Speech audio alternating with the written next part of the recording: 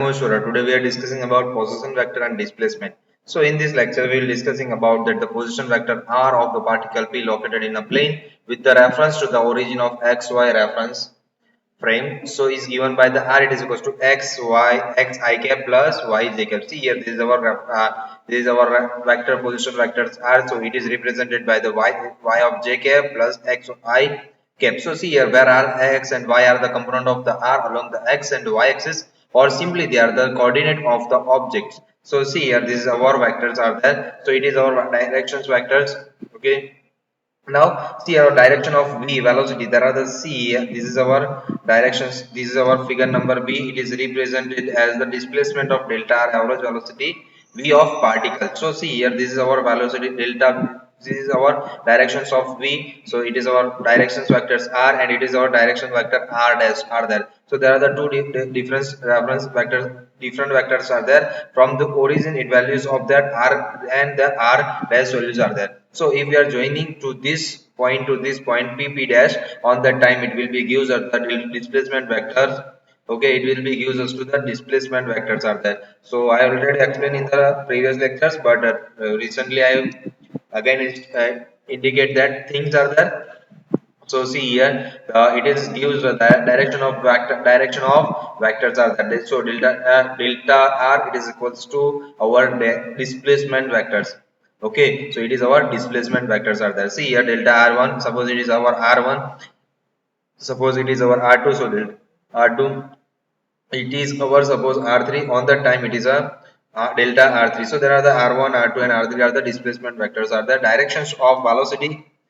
See here, this is our directions of velocity y. If we are drawing the curve on the tangent, on the time it will be gives the directions of velocity, directions of. So as the delta t approach of 0, the average velocity approach the velocity. Okay, delta t is equals to 0 on the time average velocity.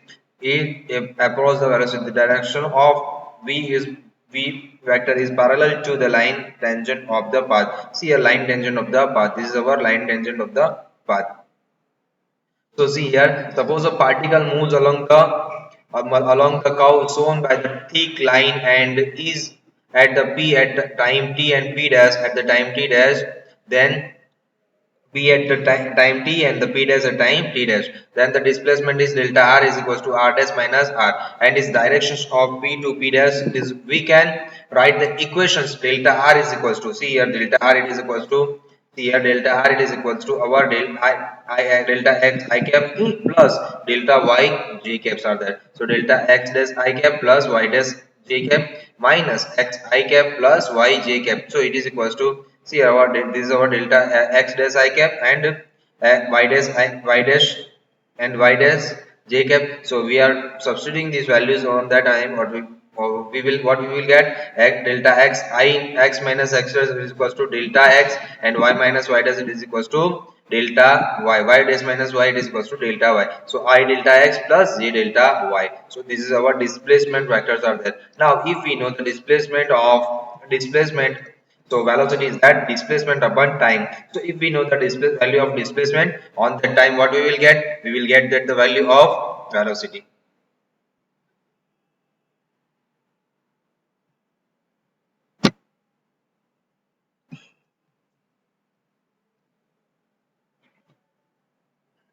So see here, velocity, the average velocity v bar of an object is the ratio of the displacement and the corresponding to time interval. So delta r upon delta t. See here, the displacement vector is known as the delta r. So v bar it is equals to delta r by delta t, but delta r it is equals to delta x into I cap plus delta y into j cap divided by the delta t. So it is equals to I into delta x cap upon delta t plus j into delta y by delta t. But delta x upon delta t is equals to, it is known as the vx I cap, because it is a displacement of in the x directions, and delta y it is displacement in the y direction. So we can write down that the vx v bar it is equals to velocity vector v it is equals to vx I cap plus vector vy j cap. So see here, since the direction v bar it is equals to delta r by delta t, the direction of average velocity is the same as that of delta r. The velocity is given by the limiting value of the average velocity as the time interval approach is the 0, it means v is equals to delta limit delta t tends to 0. So delta t tends to 0, it means time will be very small. On that time, what we will get? We get that the dr upon dt. So it is the way of getting that this very small value, discrete quantities are there. So we will get that the velocity is v is equals to dr upon dt. The meaning of the limiting process can be easily understood with the help of this equation 4.13a and 4.13 D. Okay, so in this figure, check the line represent the path object P1, P1 and P2 and P3 represent the positions of the object, and after the time delta T1, delta T2, delta T3, delta R1, it is equals to delta R1, delta R2 and delta R3 are the displacement of the object in times delta T1, delta T2 and delta T3. Okay. So see here, the direction of average velocity is shown in figure. B, A, B and C for the three decreasing values of that. Delta T is equals to T1, T2 and T3. So delta T1 greater than delta T2 greater than delta 3. But delta T tends to 0. It means delta R tends to 0 and is along the tangent of the to the path. So therefore the directions of velocity at any point on the path of object is tensile to the path at that point and is the direction of motion. So we can express v in the component from v it is equals to dr upon dt. So v it is velocity, v it is equals to dr upon dt. So limit delta t tends to 0 delta x, but dr is known as the delta x upon delta r is equals to delta x upon delta x upon delta t into I cap plus delta y upon delta t into j cap.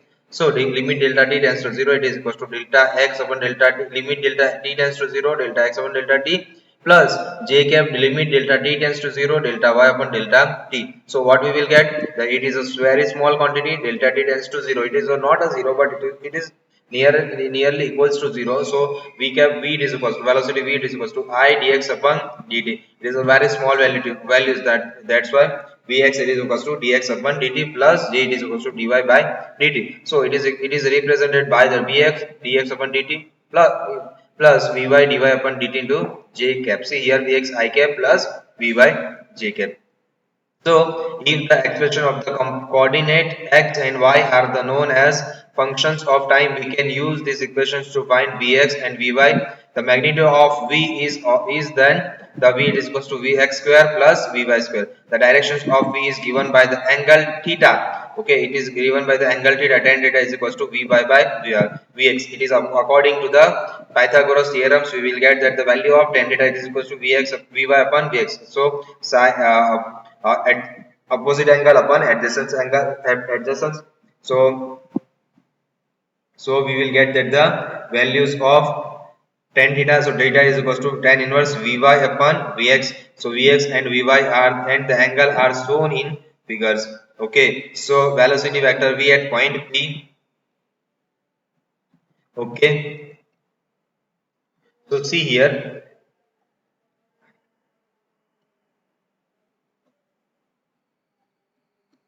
See here, velocity. A particle moves along the curved path as shown in figure at time t1. Its position is r1 and the time t2 is positions rf. See here, r t1 is ri and tf. On that t2 is rf. So the instantaneous velocity point tangent to the path. See here, this is our path is tangent to the path. See here, I already explained, but I repeated this due to these figures. The instantaneous velocity point tangent to the path. See, this is our tangents are there. Two our velocity paths are there. So it is of tangents of that. So see here, this is our displacement vector is that delta r. Difference between these two vectors, we will get that the delta. This is our displacement vector. So this is known as the delta r. So V average it is equals to delta r by delta t. The point in the directions of delta r. So what is that? Where delta V average it is equals to delta r by delta t. In the this is our point directions of the delta r. So this is our displacement vectors are there. Now so displacement over the interval of time is a velocity. So average velocity V average it is equal to delta r upon delta t. The x component would be vx it is equals to delta x by delta t. So the instantaneous velocity v is equals to limit delta r tends to delta t. The instantaneous velocity is represented by the slope of line tangent to the curve of the graph on of an object's positions varies limit, so varies time. So versus time. So this is our velocities are there. Then after we will discussing about that the accelerations of this topic. So if you can't understand in this topic, then please comment in the comment box, guys. Thank you, guys. Thank you so much.